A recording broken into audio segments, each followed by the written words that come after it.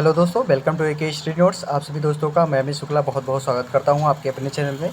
जैसे कि आप लोग जानते हो कि आज की क्लास में BA थर्ड ईयर के छात्र छात्राएँ हैं, उनके लिए आज का जो भूगोल है यानी कि साउथ ईस्ट एशिया बात करेंगे तो दक्षिण पूर्वी एशिया के अंतर्गत जो प्रश्न पूछे जाते हैं, ये आपका लास्ट सेमेस्टर होता है। अगर हम बात करेंगे तो आपका जो सेमेस्टर वाइज क्लासें हैं तो ये लास्ट सेमेस्टर में आपको ये मिलेगा पेपर। और अगर थर्ड ईयर के जो अभी छात्र छात्राएँ थर्ड ईयर में गए हैं तो उनका थर्ड ईयर के शायद में third paper, first second third paper के अनुसार पेपर हो रहा है, तो उनके लिए आज का पेपर बहुत ही लाभदायक और बहुत ही महत्वपूर्ण होगा।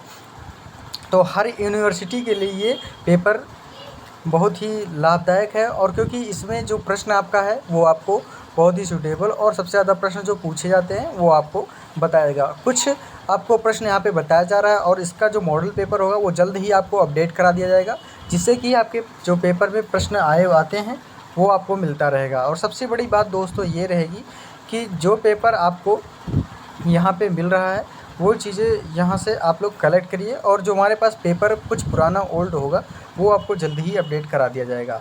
तो दोस्तों, जो वीडियो को हमारे देख रहे हैं वो जल्द ही वीडियो को सब्सक्राइब कर दें, और जो नए चैनल में बने हैं वो भी सब्सक्राइब कर दें, और बेल आइकन दबाना बिल्कुल न भूलें, क्योंकि आने वाले वीडियो का नोटिफिकेशन आप लोगों तक मिलता रहे, जिससे कि आप लोग अपना जो पेपर है वो अच्छे से तैयार कर सकें और सिलेबस भी अपना पूर्ण रूप से प्रिपेयर हो जाएँ। तो चलते हैं क्लास की तरफ। आज के प्रश्न किस तरीके से आपको आया है, तो दोस्तों एक बार मैं फिर से आप लोगों को एक बार मोटिवेट करना चाहूँगा कि क्योंकि आपको जो ये प्रश्न होते हैं ये आपके कितने महत्वपूर्ण हैं, ये चीज़ें थोड़ा जानने के लिए आप लोग प्रयत्न करेंगे और सीखने को भी मिलेगा आज के इस वीडियो से। अब पहला क्वेश्चन यहाँ पे आपका दे रखा है, इसमें आपको बता दें कि फिलीपींस की जनसंख्या, संस्कृति एवं धरातलीय स्वरूप का वर्णन कीजिए। आंसर में आपको लिखना होगा कि फिलीपींस द्वीपों का देश है। जो फिलीपींस हमारा है ये द्वीपों का देश है। यहाँ छोटे बड़े 783 द्वीप हैं जो कुल 3 लाख वर्ग किलोमीटर क्षेत्र में घिरे हुए हैं। यहाँ के महत्वपूर्ण द्वीपों में ल्यूज, मिंदानाओ, समर, नेग्रोस, पालवान, पने, मिंदोरो, लेत, सेबू, बोहोल तथा मास्बाते द्वीप मिलाकर देश का 90% क्षेत्रफल घेरे हुए हैं। ल्यूजो तथा मिंदानाओ में ही कुल क्षेत्रफल जो है वो 67% यानी कि 67% क्षेत्रफल से घिरे हुए हैं। यानी कि इनमें ल्यूज सबसे उत्तर तथा मिंदानाओ सबसे दक्षिण में स्थित है।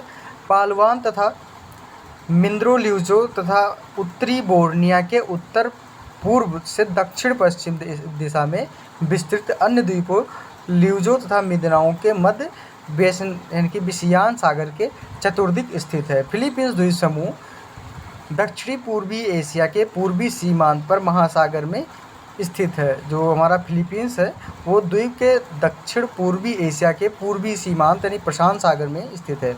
दक्षिण पूर्वी एशिया का एकमात्र देश जहां ईसाई यानी कि धर्मानुयायी को बाहुल्य स्थित है, जो 90% है, और केवल 7% मुस्लिम है। यहाँ संपूर्ण संस्कृति, इतिहास, आर्थिक स्वरूप और आधारभूत भौगोलिक दशाओं का दक्षिणी पूर्वी एशिया, विशेषतः हिंद एशिया एवं मलेशिया में इतना साम्य है कि इसे उस मंडल से पृथक करना त्रुटिपूर्ण होगा। अब आपको बताएंगे हम फिलीपींस की जनसंख्या और संस्कृति, यानी फिलीपींस का मैं आपको मैप में थोड़ा बताना चाहूँगा। ये आपका रहा फिलीपींस सिटी, यहाँ पे आपका मनीला हो जाता है। ल्यूजोन ये आपका उत्तरी साइड में पड़ जाता है।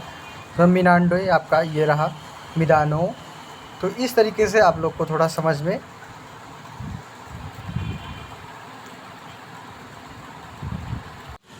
तो ये रहा अपना यानी कि फिलीपींस। यहाँ पे आप लोग को तो पूर्ण रूप से यहाँ पे सारा आपको दिख रहा है जो आपको वहाँ पे बताया, लूजोन, पोलियो। उसके बाद में फिर आपका आता है फिलीपींस के सारे मोयोन वोल्कानो हो गया आपका। उसके बाद फिर मिडानो यहाँ पे आपको मिल जाता है कुछ इस तरीके से, यहाँ पे आपको दिख रहा होगा। ये आपका होता है मिदानो। ध्यान से आप लोग देखिएगा दोस्तों। तो इस तरीके से आपका मिंदानाओ हो गया। तो ये सारे आपके उस छोटे छोटे जो देश में द्वीप समूह हैं, तो ये सारे मिला के आपको कहाँ मिलते हैं, आपके फिलीपींस में। तो अब चलते हैं क्लास की तरफ। उसके बाद में फिर आपका आता है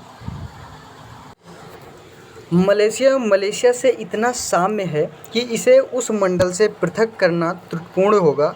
मलेशिया एवं दक्षिण पूर्वी एशिया प्रखंड यानी कि भूखंड से इसका भौतिक बिलगाव अद्यतन भौमिकीय युग में हुआ है। जलवायु, वनस्पति एवं जीव जंतु जैसे भौतिक एवं निर्वंशीय तथा सांस्कृतिक आधार पर क्रमशः भारतीय, मुस्लिम तथा यूरोपीय संस्कृतियों की छाप पड़ी है, परंतु यहाँ सम्मिश्रण अपेक्षाकृत अधिक हुआ है। संसाधन संपन्नता, जनसंख्या घनत्व एवं वितरण तथा आर्थिक स्वरूप भी यहाँ दक्षिण पूर्वी एशिया के अनुरूप हैं। उसका फिर आता है जनसंख्या की संस्कृति। यहाँ की जनसंख्या की संस्कृति के बारे में थोड़ा आप जानकारी करेंगे। यहाँ पे फिलीपींस में जनसंख्या से इधर तीव्र वृद्धि हुई है। 1960 दशक से 2.7 करोड़ की अपेक्षा 2001 से 7.6 करोड़ की जनसंख्या लगभग 3 गुना हुई है। देश की औसत जनसंख्या जो है वो 253 व्यक्ति प्रति वर्ग किलोमीटर है। यहाँ 1 लाख से अधिक आबादी वाले 20 से अधिक नगर हो गए हैं, जिसमें मनीला यानी 25 लाख, क्वेंजो सिटी राजधानी यानी कि 20 लाख बड़े नगर हैं।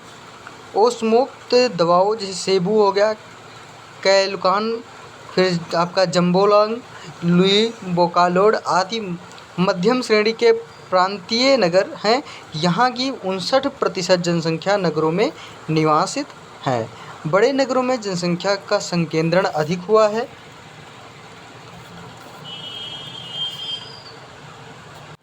उसका फिर है फिलीपींस में भी जनसंख्या की वृद्धि तथा प्रजातिगत मिश्रण एशियाई आवर्जन द्वारा हुआ है। आवर्जन की प्रत्येक नई लहर में अपेक्षाकृत बेहतर तकनीकी ज्ञान संपन्न लोगों के आने से पहले तटवर्ती भागों में बसे आदिवासियों को अंदर की ओर जाना पड़ा। निग्रिटो एवं प्रोटो मलय जाति आदिवासी अब ल्यूजो यानी कि जो ल्यूजो हमारी जाति है वो लुजान तथा मिंदानाओ द्वीपों के दुर्गम पहाड़ी भागों में रहते हैं। यानी कि मैंने आपको मैप में बता ही दिया है कि जो मिंदानाओ है तो उसकी जो पहाड़ी एरिया में है वहाँ पे रहते हैं। लगभग 500 ईसा पूर्व से 1605 ईस्वी तक यहाँ लगातार मलय लोगों का आवर्जन होता है। यानी कि यहाँ के जो मलय लोग हैं यहाँ पे रहते हैं। इनका विशिष्ट कृषि पद्धति के साथ कई फसलों के उत्पादन जैसे पशुपालन, नाव निर्माण तथा मछली मारने की कला, बांस तथा लकड़ी से गृह निर्माण और सामुद्रिक व्यापार का प्रचलन हुआ है। इनकी संस्कृति भारतीय की नई छाप स्पष्ट दिखाई पड़ती है।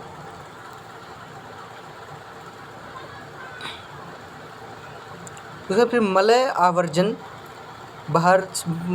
के साथ ही भारतीय व्यापारियों एवं धार्मिक लोगों को भी यहाँ भी आगमन हुआ, जिन्होंने राजनीतिक सामाजिक संगठन को प्रभावित किया है। साथ ही 8वीं सदी में लुयो द्वीप है में चीनी लोगों का प्रभाव भी बढ़ने लगा। 15वीं सदी में भारतीय एवं अरब व्यापारियों के साथ इस्लाम का प्रवेश यहाँ हुआ। इन द्वीपों में अब मुस्लिम जातियों की प्रधानता है। 1565 ईस्वी के पश्चात यहाँ स्पेन वासी का आगमन हुआ। इस प्रकार फिलीपींस में लगभग 400,000 वर्ष यानी कि 4000 वर्षों तक प्रजातिगत सम्मिश्रण होता रहा है, जिसमें प्रारंभिक आपको निग्रिटो हो गए, मंगोल प्रजाति से लेकर आधुनिक जातियों के मिश्रण से फिलीपीन लोगों का विकास हुआ। फिलीपींस की इस मिश्रित संस्कृति का स्वरूप 350 वर्ष विदेशी शासन काल में काफ़ी परिवर्तित हुआ। इस शासन में राजनीतिक आधिपत्य के साथ साथ कैथोलिक ईसाई धर्म का भी सक्रिय प्रचार प्रसार किया गया। धर्म के प्रभाव के कारण कि अन्य राजनीतिक, सामाजिक, संगठनात्मक स्वरूपों में परिवर्तन भी आसानी से हुआ। जो वहाँ के स्वरूप यानी कि रसायन, जो उठने बैठने का तरीका, उसके बाद में फिर वहाँ की रहने की व्यवस्था, खाने पीने की व्यवस्था में बहुत ज़्यादा उसमें परिवर्तन आया। उसके बाद में फिर मनुष्यों के प्रति किस प्रकार से आसानी से लगाव हुआ, तो ये सारी चीज़ें में आपको वहाँ पे आसानी से परिवर्तन सामने आया है। फलतः फिलीपींस में ईसाई धर्म का प्राधान्य हो गया, यानी कि जो फिलीपींस हमारा है वहाँ पे ईसाइयों का प्रधान देश माना जाता है। अब आता है धरातलीय स्वरूप। इन द्वीपों की धरातलीय स्थिति जटिल प्रारूप प्रकट करती हैं, जो आंतरिक संरचना विसंगतियों की द्योतक। ल्यूज द्वीप में 2 समांतर वलित श्रेणियाँ उत्तर दक्षिण दिशा में मिलती हैं। ये ताइवान से जापान तक विस्तृत वलय चाप की दिशा में हैं। दूसरी ओर मिंदानाओ द्वीप से भी प्रकार की 2 उत्तर दक्षिण वलित श्रेणियाँ हैं, जो सेली बीच की वलित पर्वत क्रम से संबंधित हैं। इनके विपरीत पालवान तथा पश्चिमी विषया द्वीपों में उत्तर पूर्व दिशा में विस्तृत वलित श्रेणियाँ मिलती हैं। इस प्रकार सभी द्वीपों में वलित श्रेणियों का विस्तार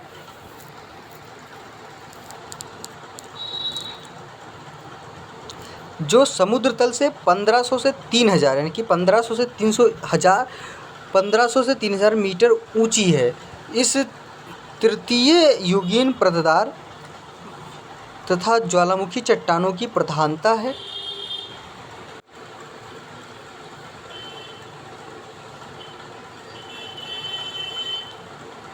जिनमें आपका आता है प्रधानता यहाँ पे दी गई है।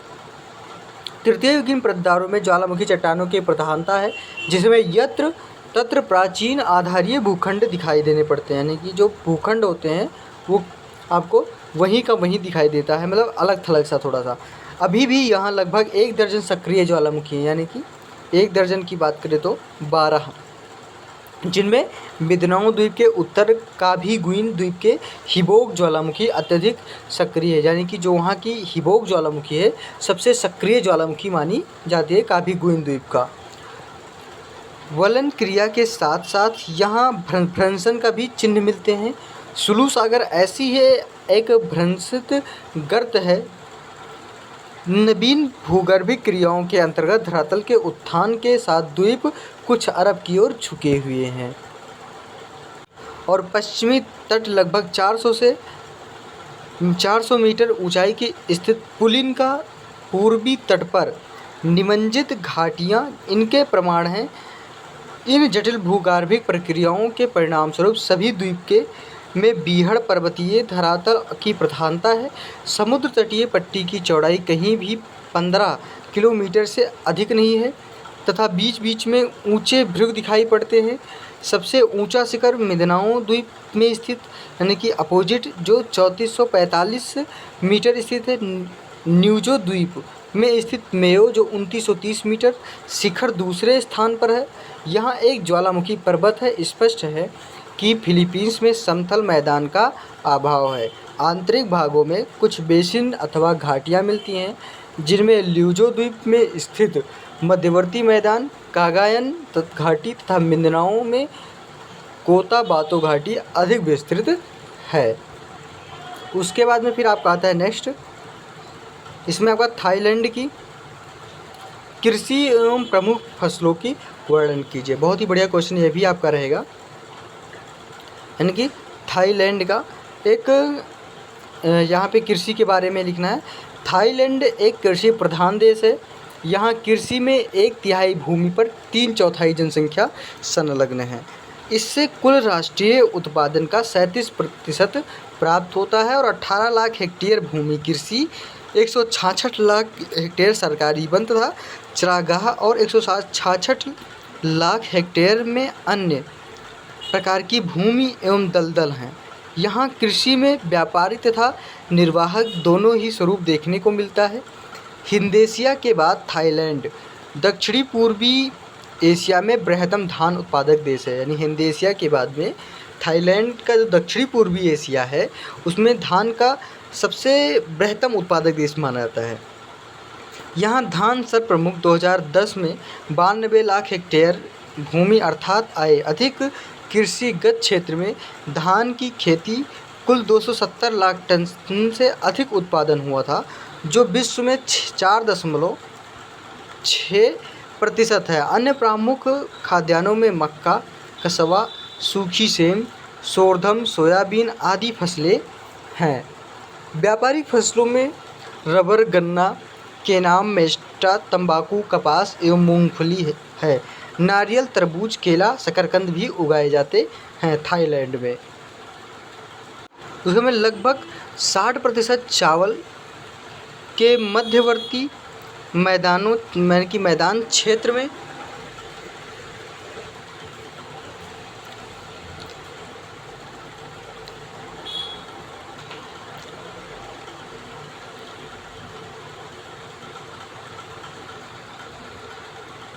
धान एक मात्र फसल है। सामान्यतः धान की खेती रोपाई उसके में फिर आपका जाता है रोपाई की विधि से होता है, लेकिन अधिकांश जलमग्न डेल्टा भाग में छिटकाव विधि प्रचलित है। धान का महत्वपूर्ण जो क्षेत्र है वो उत्तरी उच्च भूमि है, जहाँ सिंचाई की सहायता से नदी घाटियों में इनकी खेती होती है। यहाँ मोटे किस्म का धान होता है जिनका निर्यात नहीं होता है। सीमित नदी घाटी क्षेत्र होने के कारण औसत जोत 3 हेक्टेयर से कम है और कोरात पठार में नाम, मून तथा नाम सी नदियों की घाटियों में धान की उत्पादन होती हैं, किंतु घाटी से दूर पहाड़ी क्षेत्र में स्थानांतरणशील कृषि द्वारा इसका उत्पादन होता है। कोरात पठार में महीन किस्म का धान पैदा होता है तथा देश के कुल उत्पादन का लगभग 30% एवं कुल निर्यात 20% चावल यहीं से प्राप्त होता है और थाईलैंड विश्व में 4.6% धान का उत्पादन छठे स्थान पर आ गया है।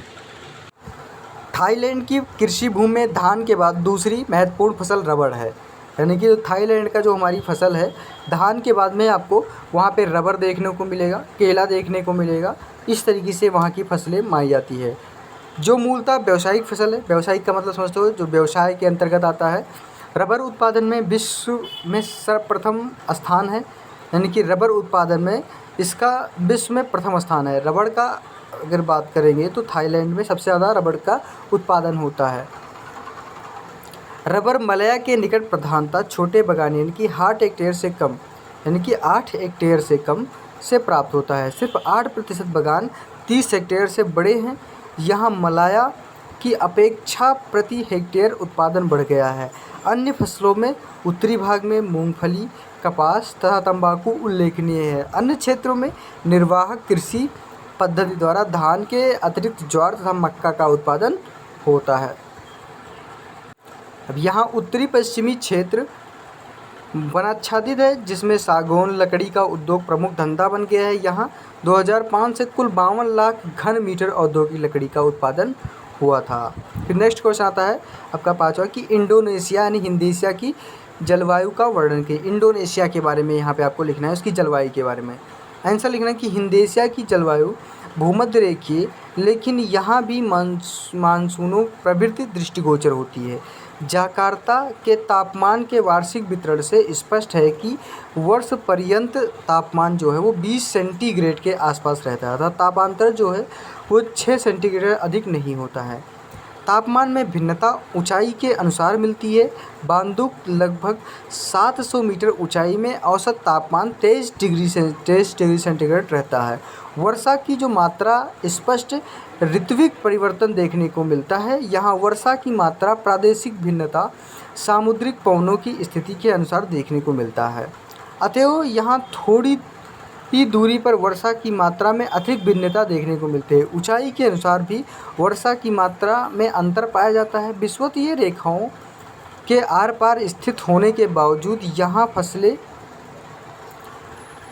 वर्षा का वितरण आसमान है तथा मलाया, बोर्निया जैसे द्वीपों में एक पर्वत श्रेणी के ढालों पर वर्षा ऋतु भिन्न भिन्न होते हैं।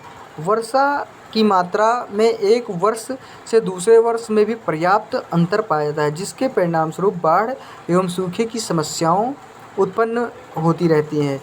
यहाँ की औसत वार्षिक जो है वो 200 सेंटीमीटर होती है, जो कृषि के लिए पर्याप्त है। यानी कि इंडोनेशिया की जो वर्षा है वो 200 सेंटीग्रेड से सेंटीमीटर औसत वार्षिक वर्षा होती है यहाँ पे। तो इस तरीके से आपका मैंने आपको यानी कि साउथ ईस्ट एशिया का यानी कि बात करेंगे तो दक्षिण पूर्व एशिया की जो आपको प्रश्न बताए, मैंने आपको एक एक करके सारे बता दिया। दोस्तों वीडियो अच्छी लगी हो ज़रूर लाइक करें, तो और चैनल को एक दूसरे को शेयर ज़रूर करते रहिए वीडियो को, और अच्छे से आप लोग अपना ये जो पेपर है तैयार करते रहिए। और अगली वीडियो में मैं आपको नया कुछ लेके आऊँगा, उसमें आपको थर्ड ईयर के कुछ क्लासेस स्टार्ट हो गई हैं, थर्ड ईयर के, सेकेंड ईयर के और प्रथम वर्ष के सभी छात्र छात्राओं के लिए सारी क्लासें अवेलेबल हैं। तो ज़रूर देखते रहिए और अच्छे से अपना पेपर को तैयार करते रहिए। तो हर प्रकार के हर अलग अलग क्वेश्चंस और हर अलग अलग मॉडल पेपर के तहत आपको मिलता रहेगा मॉडल पेपर। तो इसी के साथ अगली वीडियो के में ज़रूर आपको एक बार फिर मिलेंगे। धन्यवाद दोस्तों।